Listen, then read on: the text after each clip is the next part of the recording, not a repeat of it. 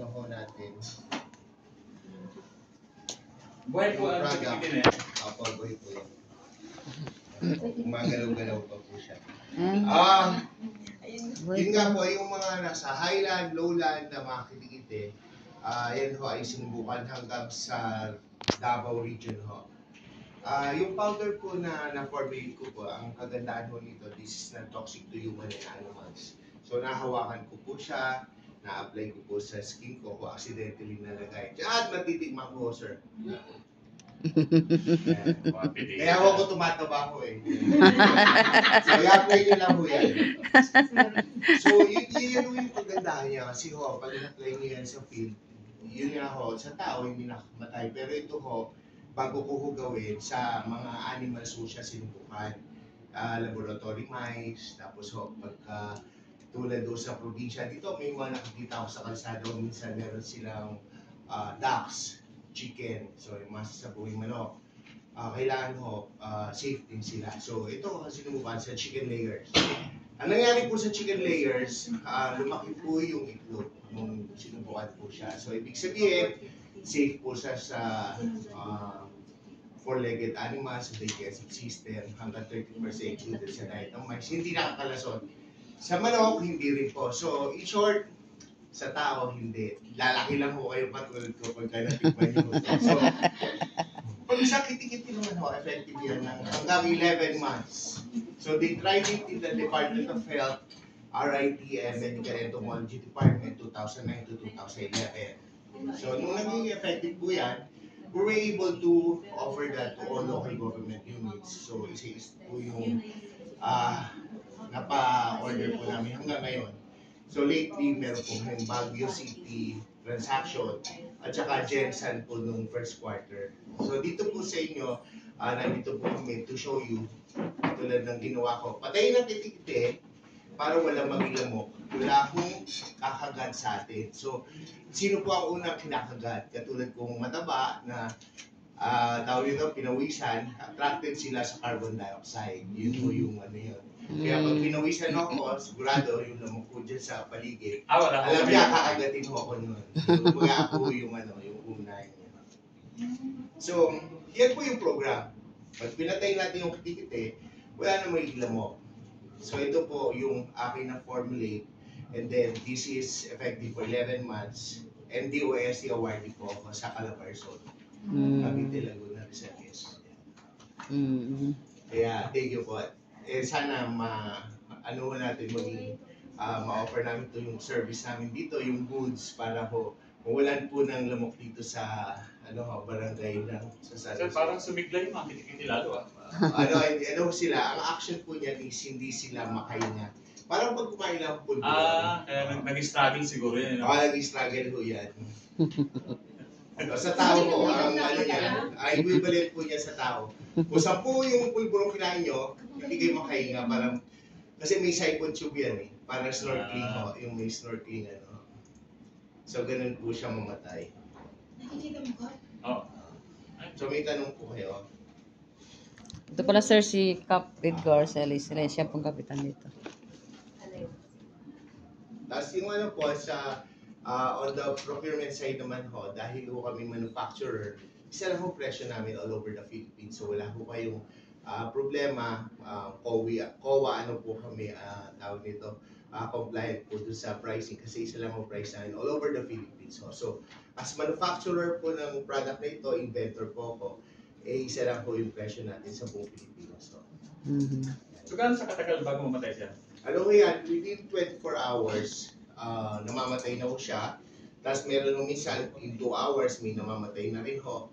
Hanggang 11 months, effective po yan. Kahit mangitlog na mangitlog. Yung kitikiti pala, gaano sa katagal bago sa mga develop yung lamok talaga? Ano ho yan, yung 0 to 2 age, 2 days old, ano ho yun, ito pa lang. Ngayon ho, mag-hatch, maging kitikiti ho. 2 to 4 days, as kitikiti siya. So, 4 na stages po yun. And then, 2 to 3 more days bago po siya maging pupa. And then, ano na siya, lamok na. So, ang pinakamabilis po is 7 to 11 days po yan. So, mamatay na siya bago maging... mamatay na siya bago po siya maging lamok. So, ang target nga po, which is the program, patayin na kitikite para wala akong maging dengue na ako, hindi na siya magiging lamok. Mm. Patay ng kiti-kiti para wala na makate. Ano ba? Pwede naman po yun, sir.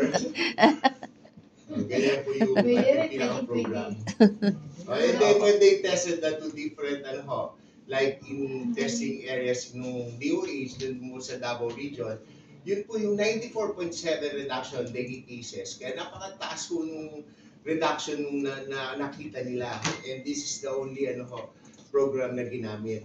Kasama yung paglilinis, pagkocontrol, pero ito lang po yung chemical intervention. Kaya yun po yung nangyari. So, yun nga ho, inulit ko, nagpunta na po kami din sa iba't ibang LGUs sa mga True Connection, mga kaibigan. So, yun po yung nangyayari po sa amin on the selling part naman. On the business side.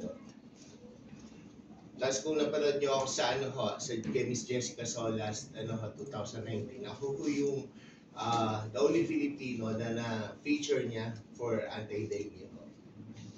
Eh, yung... tanong kayo, Italian yan. Papunta sa prison Sir, agad. Yes, sir. Paano ba yung kailangan po ba sila sa tubig pa para maano sila ng powder, na malagyan ng powder para mamatay sila? Tama po, sir. Paano yung mga wala na po sa tubig at labok na po? Lumipat lang. Matigil na po sa mga... Kailangan po wala mo ba pang spray para... Tama po kayo. Ito pong program nito is i-apply po natin sa lahat po ng standard water. Kasi po ang mosquito, naglilay po yan sa standard water, dito sa running water. Ngayon po, ang tanong niyo po kung paano po yung adult mosquito. Yung adult mosquito po sa lifespan of 2 to 4 weeks or isang buwan, mamatay na po yun. So ngayon lahat po na inaanak niya na nasa standard water, ito po yung hindi nakakalipad, yun po yung tinatarget natin. Maubos yung lahi. Maubos yung lahi. Dahil 11 months po to effective, lahat po nung lamok na sinasabi niyong buhay, mamatay po yan. Kung galing mo sa kapitbahay na pumunta ho dito para mangitlog, effective pa ho yung in-applyan natin, namatay na ho yung adult mosquito. So, totally pwede mo maubos ang ang adult mosquito. Ang mosquito pwede rin maubos kung lalagyan natin lahat ng standard water sa buong mundo. So, dito lang sa barangay, mawawala po yung mosquito. Kagawad Alicia, may datos ka ba kung ilan na nadigdi sa atin? Sa ngayon po, medyo nakakatuwa kasi wala po kaming case ng dengue ganun kadami. Apa. Kaya po, tahimik po yung dengue namin ngayon eh. Kasi nire-report naman po. Apa. Pero po kasi sa ngayon po, ang ginagamit po namin ngayon sa city po na bumababa dito, eh yun pong spray. Na yun po ay may nakaganyan, tapos in-spray po na hindi po siya dinidilute, powderize. Paano po ba yan? Yan po ba pwede rin po bang gamitin? Kinakamay lang yung kagawad.